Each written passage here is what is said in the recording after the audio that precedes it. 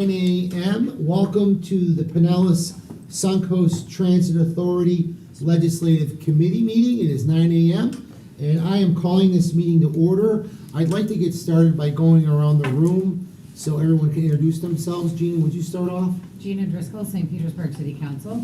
I'm Dan Saracki, Mayor of the City of Oldsmar. Chris Johnson, City Commissioner for City of Largo. Dave Albritton, Councilman from Clearwater. And I'm Brad Miller. I'm the CEO of PSDA. Good morning. Good morning. Thank you all for coming. Our first action item is public comment. Do we have any today? No. So I'm going to close the public comment. Next is our action item, which is 3A, approve the August 7th, 2024 minutes. Do I have a motion for approval? So moved.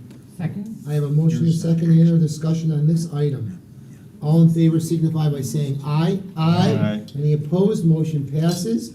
Item 4, state legislative update. We're gonna get started with Ron Pierce. And we're gonna talk about, is Deb, do you wanna start first, or? Brad? Well, good morning. So maybe have Ron kind of just give a general update on things, and then Debbie will give you a quick presentation that we're now required to have in a public meeting about our administrative expenses. All right, so Ron, you've got the floor. Welcome.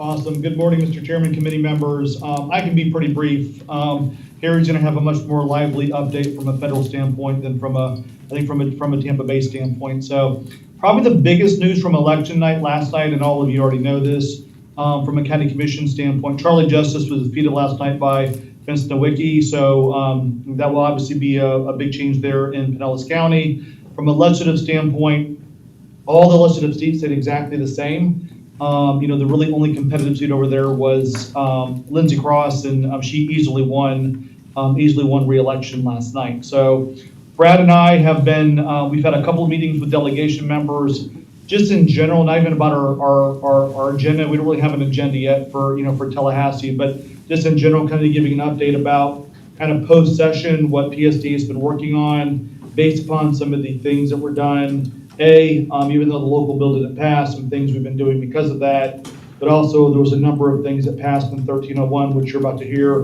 in Debbie's presentation. So giving some delegation members updates on that.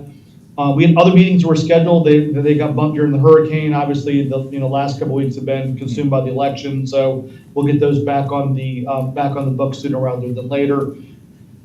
I want to bring up two points. Number one, we need to circle back with Representative Cheney. We're not sure if there's going to be a local bill or not. We have communicated with her a couple of times. A lot of the issues that she wanted to address in the local bill has been addressed by 1301 and some other transportation bills that were moving last year and passed in Tallahassee. So I don't know if there's going to be a local bill, so we'll circle back with her. If there is a local bill, it would focus, I would assume, more on the structure of the board or possibly what cities are a part of PSTA. So hoping to have a little bit more of an update prior to our next meeting. From an agenda standpoint, Brett and I have talked a little bit about, until we really know if there's gonna be a local bill or not, and we have a little bit of time, because if we're gonna do an appropriation, we've got some time, because that really won't start, hitting the, I think really hitting the road until like probably January, because the forms won't even come out to end of December, probably January timeframe. So, there is a couple committee weeks in December, but nothing will really happen. So really the first substantial committee week is going to be in January. Remember, everyone, we go back to that traditional calendar now, since it was an election year, we have 2 committee weeks in January, 3 in February, then session starts that first Tuesday in March.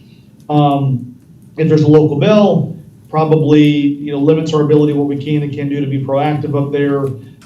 If there's not a local bill, I obviously want to defer to a couple of the I think senior members of the delegation on maybe some opportunities that could be I think from an appropriation standpoint for PSTA.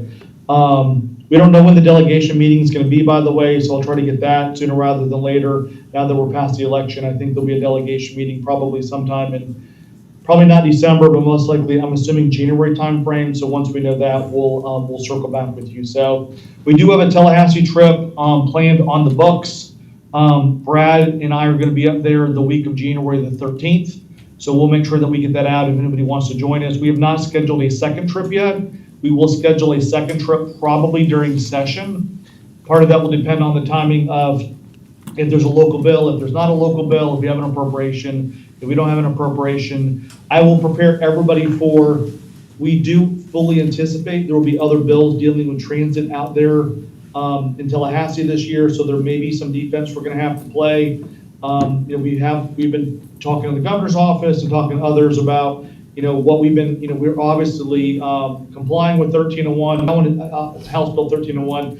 And I'll say we've been a leader, by the way, because I think there was concerns are being raised, and I brought those to Brad, and Brad was very quick to, I think, address some of those concerns that were being raised out of the governor's office and out of, House and Senate leadership. So, we really tried our best to, make sure that we're following, even before the new law and some of the new rulemaking that was out there, we were kind of already ahead of that to make sure that we were already complying. So I'll stop there. Brad, please let me know if I missed anything, and I'm happy to answer any questions from the committee. Thank you, Ron, for that update. Do we have any questions for Ron? Go ahead, Brad. Thank you, Ron. That was pretty comprehensive. Do you think, I have heard that maybe there's gonna be a special session for hurricane relief?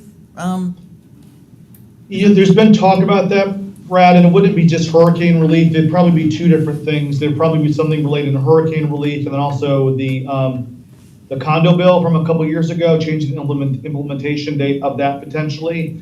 I think the question becomes timing.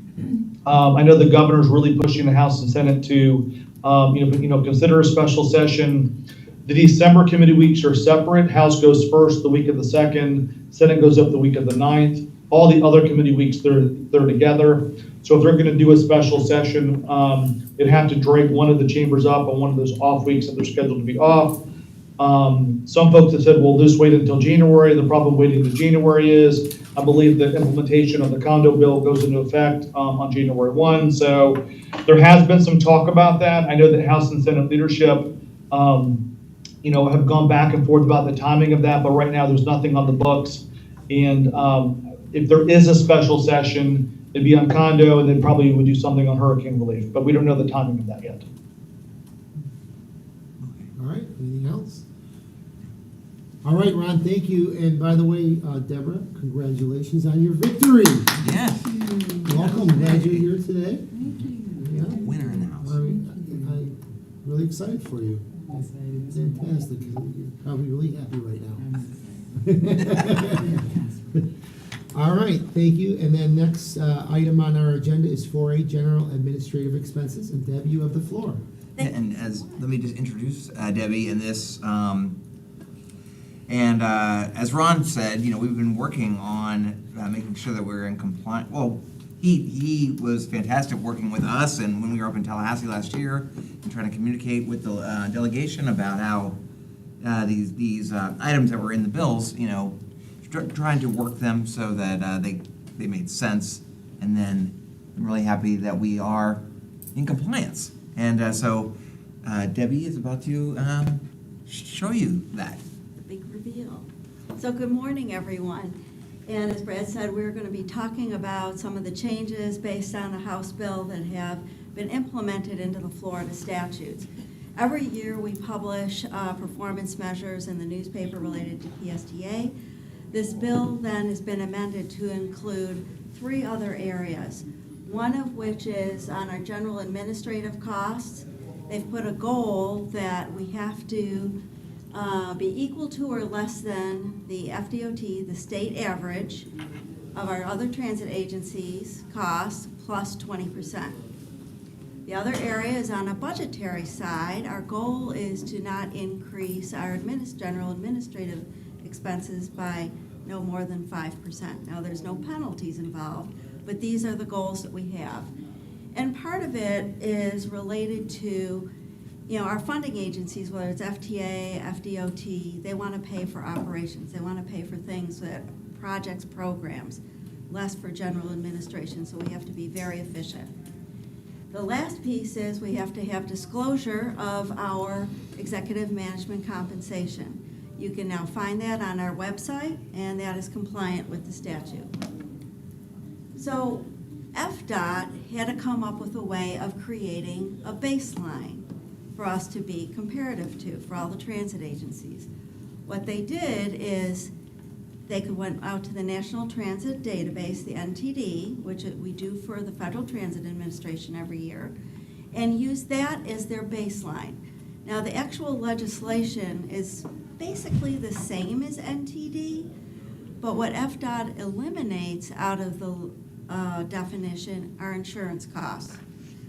They don't really define what they have as insurance. It could be health insurance, it could be premiums, it could be life insurance. So what we have done is we are not going to follow exactly. I am going to, if their FDOT is using NTD as the base, I'm going to use NTD as a base. That way it's completely comparative. There's no subjectivity in a definition until, I think as this rolls out, they will get some more clarity on different things. But I'm being very conservative by doing this. And I think that's the proper way to go. So FDOT is using, as I said, NTD is the base. There's 2 tiers in the system, Tier 1 and Tier 2, and we are Tier 1. Other systems you can see on the chart, in addition to PSTA, include our fellow area transit agency across the bay. At Hart, you can see the rest of the list on here. So how did we do? Following the definitions, now the average administrative cost for Tier 1, 24.05%. They want us to be less than that plus 20%, so they give a cushion of 28.86%. Because fiscal 24 is not closed yet for the agencies and won't be till the spring, they said use your budget for fiscal 24, use your budget you just passed for fiscal 25. When you look at this, we are at 13.72% for 24 and 13.33% for fiscal 25, well below the average. So when we take a look at the difference in the budgets between the 2 years, we are at 4.85% increase, which is less than the state mandate of 5%. So we are compliant, we're good, and I'm very happy about that. I had no doubt Brad has kept the reins tight on our expenses, as do I. So what we have to do is publicly certify the items that are here in a public meeting. So I am actually going to read out loud for the record the certifications. So PSTA certifies for fiscal 2024, based on the adopted budget, that its general administrative costs of 13.72% of total operating costs are less than the state DOT average for the Tier 1 transit agencies of 24.05%. PSTA certifies for fiscal 2025, based on the adopted budget, that its general administrative costs of 13.33% of total operating costs are less than the state DOT average for Tier 1 transit agencies of 24.05%. In addition, PSTA certifies that the fiscal 2025 adopted budget's projected general administrative expenses based on the NTD definition are growing at 4.85%, which is less than the 5%. And with that, I will take any questions related to this the new requirements. All right. Good job. Sharon. Good job. Yep. I just think it is something we should tell our delegation that we're like half the average at 13 versus 20, 25, 28. Yeah, FDOT kept saying, PSTA, you are fine, you are just fine. And it's like, well, let me run the numbers, so I feel good. That's awesome. Yeah. Yeah. Gina, you have a question? So the certification that's required, is that something that that the board would need to vote to approve? No action is necessary. It just needs to be publicly announced or noticed. Okay. And so you just did that here, but do you have to do that again in our regular board meeting, just to have everything covered? According to FDOT, once you approve the minutes for this meeting, Then it's. we're gonna send them the minutes and then they're good. Okay. That's great. Yeah. I still think it's important that we know that we're running frugally, as a board. I kinda do too. Yeah, Absolutely. I hope you'll We could squeeze present that it, into yeah. the agenda for the board so that Mhm. everyone knows Yeah. in case someone's not following along. As you can see, we've saved on light bulbs. And yeah, downstairs will be white, Yes, downstairs will be not white. yellow. There you go. All right, anything else? Great job. All right, thanks, Deb, great Okay, job. you're very welcome. Fantastic. All right, next item is federal legislative update, and we have Harry Glenn here from Washington DC. Harry, is it snowing? Actually, I'm in Florida, so, Mr. Chairman, it's not snowing here in Clearwater, so. I don't know how much time you have, Brad, for a federal agenda. I'm sure everybody's watching the election results and knows what happened last night. While we know what happened with the president and we know what's happening with the Senate, still very unclear what's happening with the House. There are a lot of very, very, very close House races across the country, particularly in New York and California, that's going to determine whether the Republicans retain control of the House or if it shifts to the Democrats.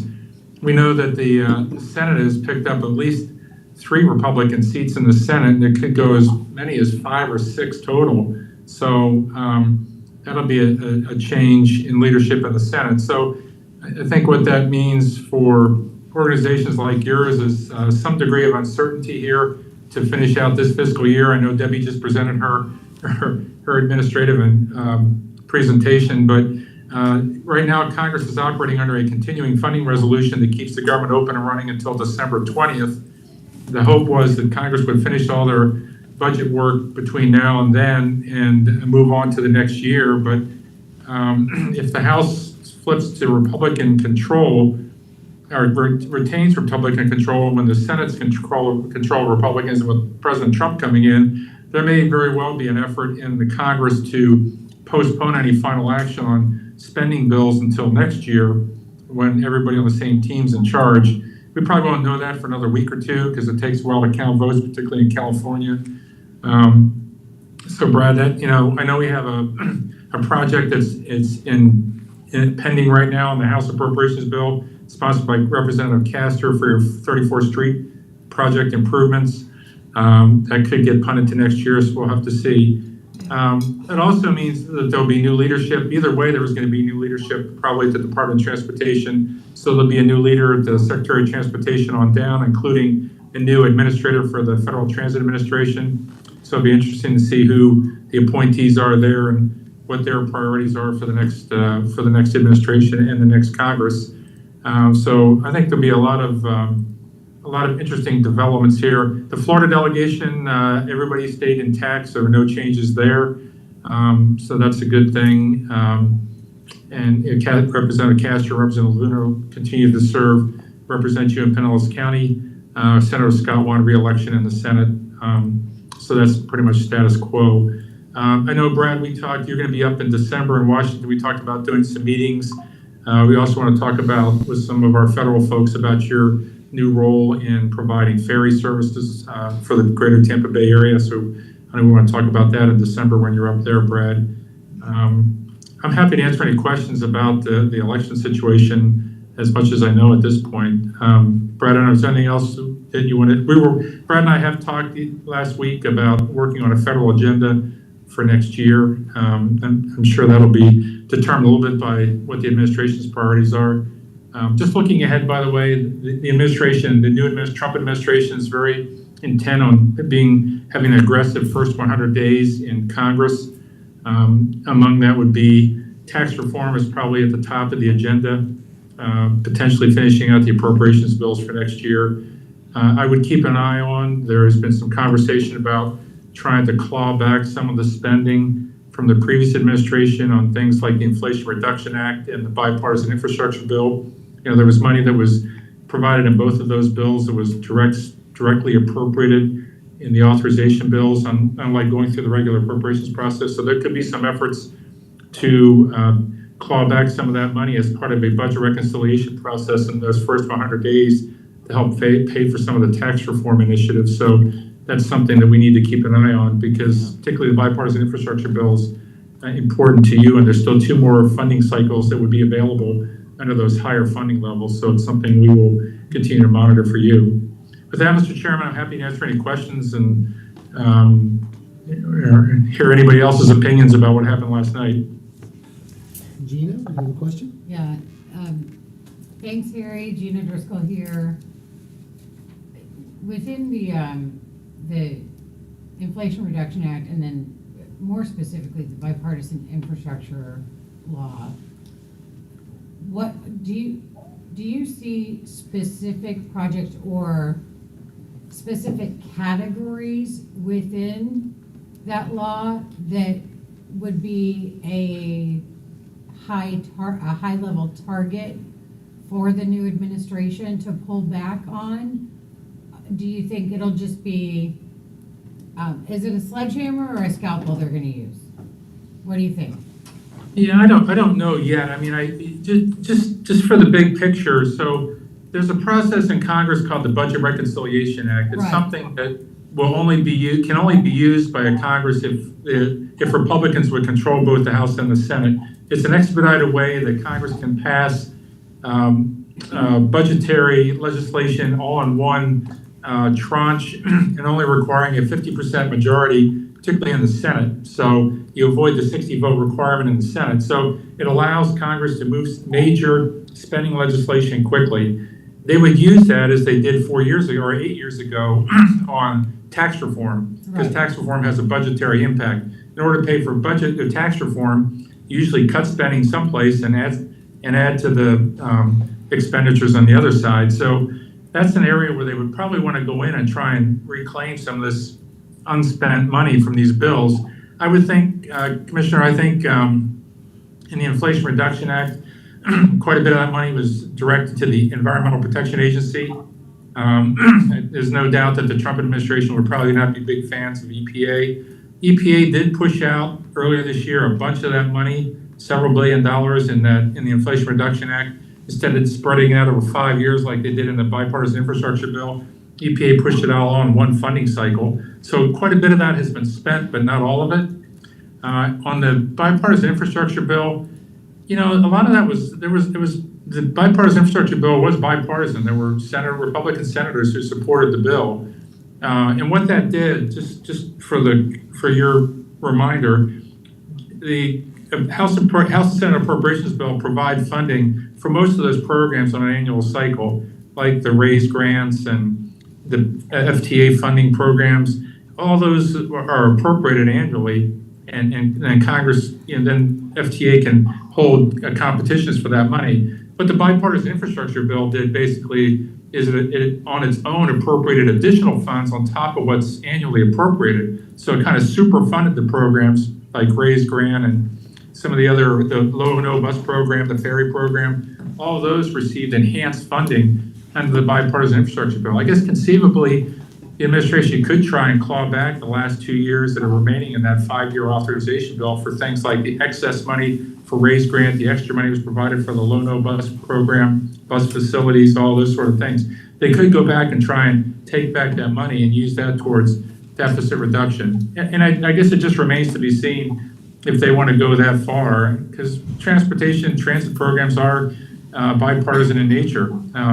So we'll just have to see. The other thing that complicates this is there'll be new chairmen of many of the committees, particularly in the Senate with Republicans taking control. There'll be new leadership on some of the authorizing committees for the transportation programs and also for the appropriations committee. So we will keep an eye on it and update you at our next call in December.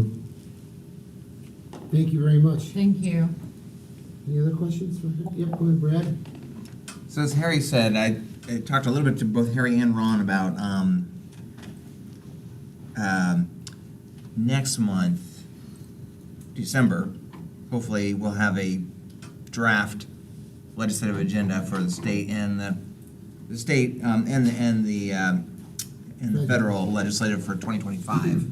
As Ron said, probably the state's not going to have very much stuff on it. And then on the federal, what Harry and I talked about, at least for the moment, are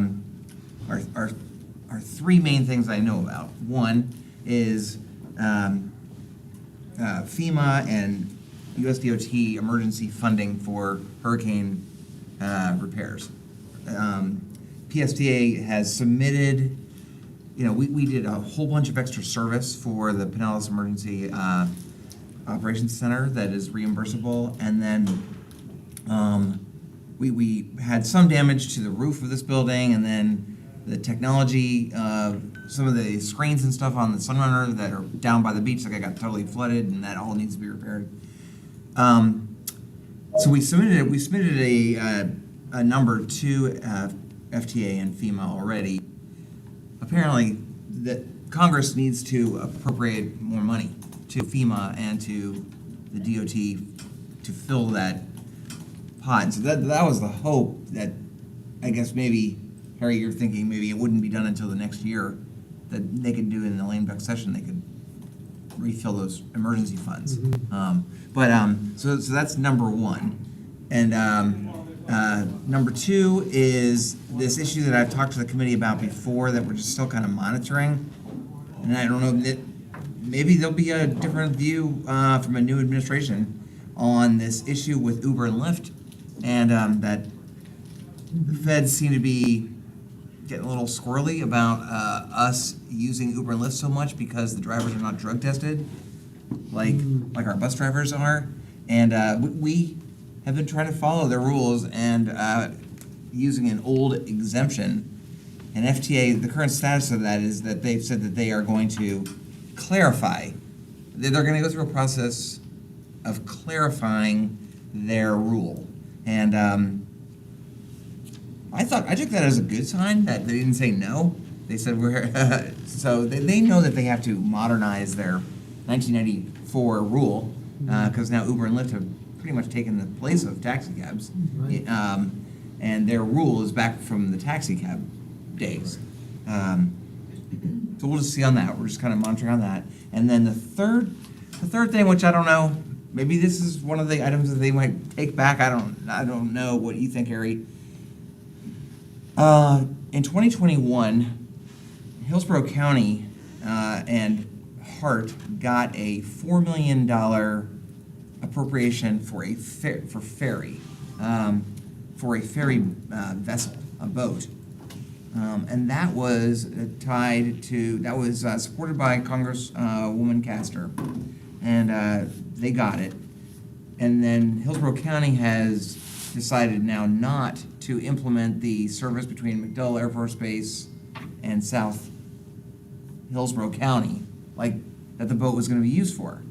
So they never did anything with that grant, and now it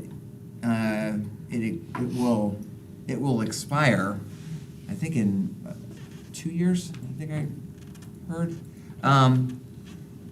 now, and so Congresswoman Castor talked to me, and Hillsborough County has also talked about whether or not that money, rather than being sent back, because that makes all of us not look great to send money back. It certainly doesn't make Hart look great, and so they have tried to find other ways to use the money. They already asked the DOT if they could use it for non-ferry stuff like buses, like a bus garage, and the answer was no. It has to be, because it comes from a ferry program, it has to be used something with the ferry. But there are needs for a new dock in St. Petersburg, a permanent dock for a ferry service in St. Petersburg. Also in Tampa, they have some needs. So I told the Congresswoman that we would try. We would talk to FTA and then work with Harry to see if we can maybe reuse that, or at least some of that money for maybe dock improvements. Probably not to buy a boat because that would be contracted out, contracted vessels. But we'll just see if we can kind of save that money. That's great. That's great. Hey, Mr. Chairman, it's Harry. Sorry, Brett, I should have commented on one of the things that Congress does need to finish up this year, or at least get to work on, is the emergency funding. I know some of you have other jurisdictions that you're worried about emergency federal funding for too. Congress reconvenes on Tuesday next week, and I know one of the items that I think they plan to bring up next week is to replenish the pot of funding for the Small Business Administration for businesses that are impacted by natural disasters. That fund is completely empty, and they need to do that. And there's bipartisan support to do that. So there's conversation about the House and Senate taking up a bill quickly next week to do that. The question became, would they add any additional funding to that bill for other accounts like FEMA, as Brad mentioned, the Federal Transit Administration, the Coast Guard, Federal Highway Administration has some funding needs for, particularly in North Carolina, and we still got the Baltimore Bridge that would collapse into the bay, Chesapeake Bay. That needs to be refunded. There's still Maui funds. So there's a lot of emergency funding needs to be taken care of. I think we're still in a little bit of limbo as to when that will happen. Typically, when there's a series of natural disasters, the White House, through the Office of Management and Budget, submits a request to Congress for additional funding. They haven't done that yet. They're still assessing the total need in places like Florida and North Carolina from the recent hurricanes. So there's a possibility they could take up some of that next week, Brad.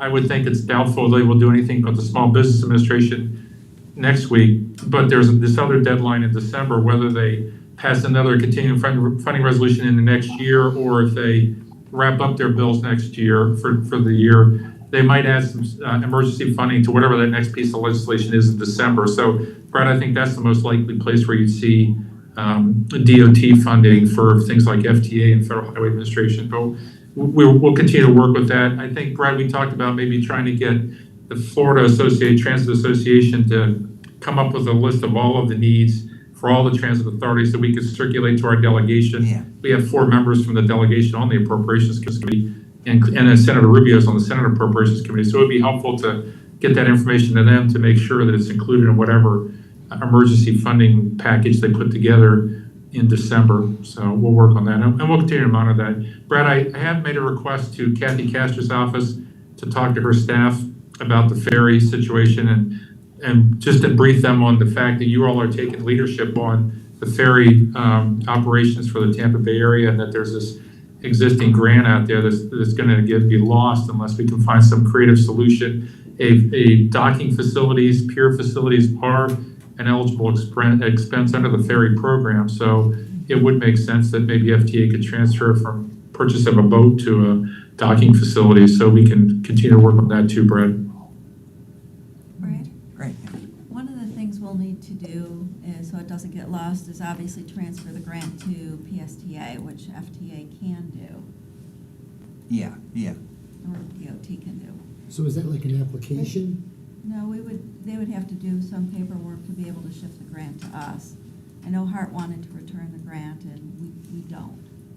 Well, yeah, it was awarded to the designated recipient, Hart in Hillsborough, in 2021. So the accounting would have to be done, they would have to agree to transfer it to PSDA. Okay.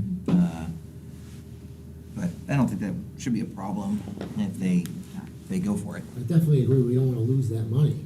Yeah. Absolutely. I'm sorry, Jeannie, do you have a question?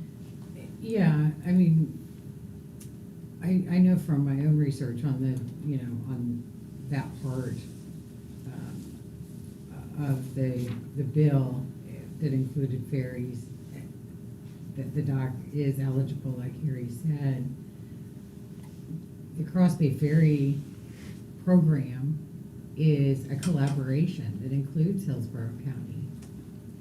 So I don't see how they say no to that. I agree. I don't know if they would even have to transfer it to PSTA to make it happen, because Hart's in Hillsborough, Yeah. so Hillsborough County could say, can we use it for docks? Because it sounds like the Tampa side needs, I don't know if they need a new one as bad as we do, but. Yeah. I mean, it looks like Hart does not want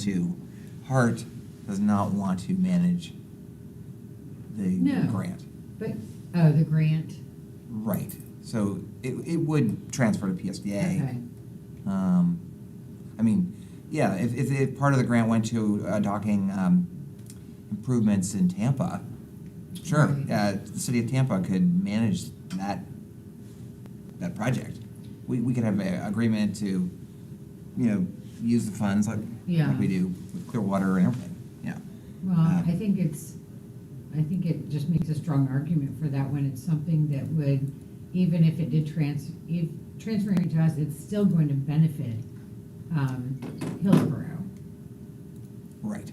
because of that, interlocal agreement.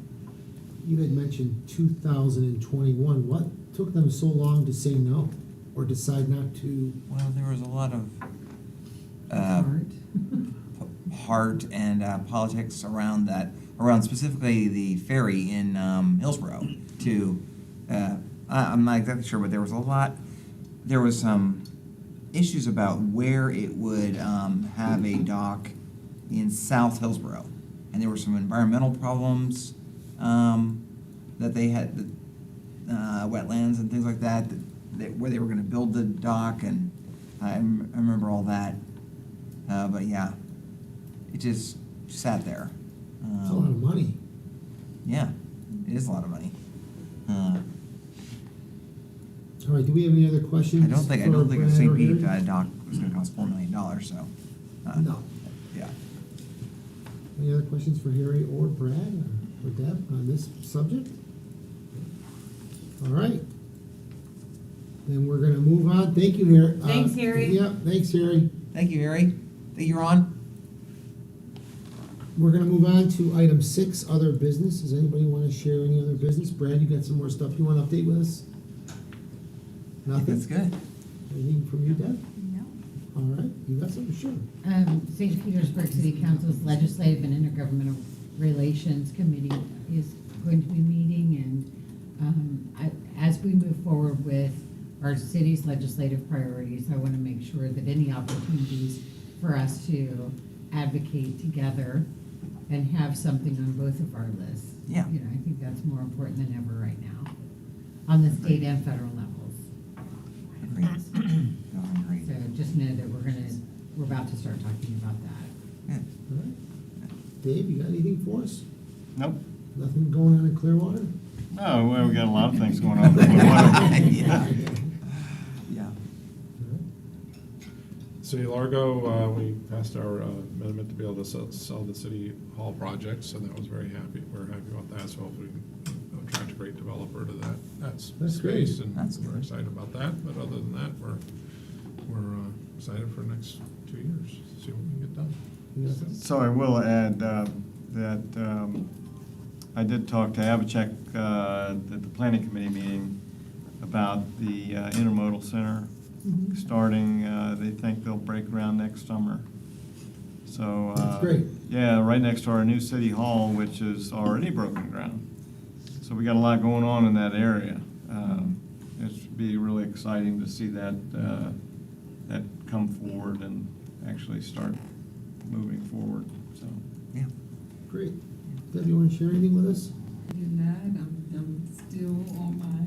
Cloud nine? Cloud nine. On my cloud nine, You should be. trying to, get it together. But again, thank you so much for all the support and for acknowledging that. And I'm looking forward to 2025 and plan to keep it moving because it's gonna be interesting, so.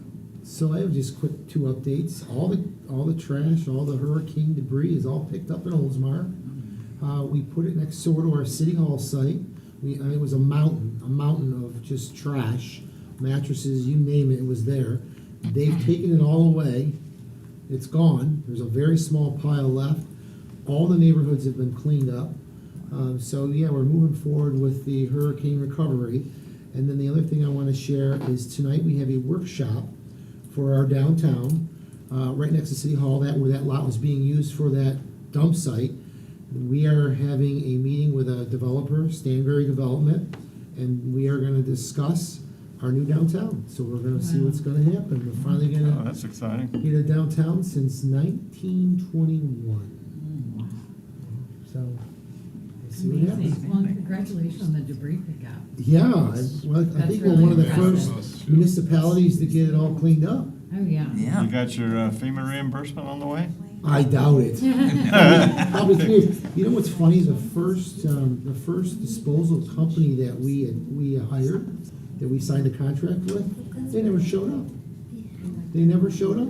Well, you know why? Because, DeSantis Santa's paying them more than we had previous contracts too. Well, I heard Tampa and Hillsborough were doing that Yeah, too. Tampa, Hillsborough. So. That they were. They didn't even show up, they Like just, they crazy. just blew us Will off. you invite Harry and Ron to our celebration?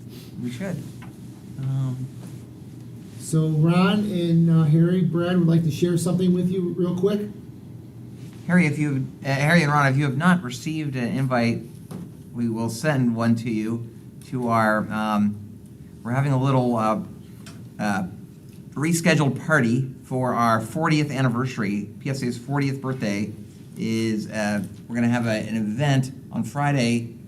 It's at, from 4 to 7 at the St. Pete Distillery in the Trail Garden. I'll send it to you guys. I could do it right now. Steak and Okay, lobster, yeah. don't miss it. Yeah, Brad, we have it, thank you. We've also shared it with the delegation Good. members as well, so. Okay, good. Thank you. Oh, they already have it. I'll Okay. be, I'll be Florida League of Cities committee meetings, so. Harry, did you get it too? I'll send it to you. I did, yes, thank you. Oh, All right. you got it. All right, any other business? All right, thank you all for coming.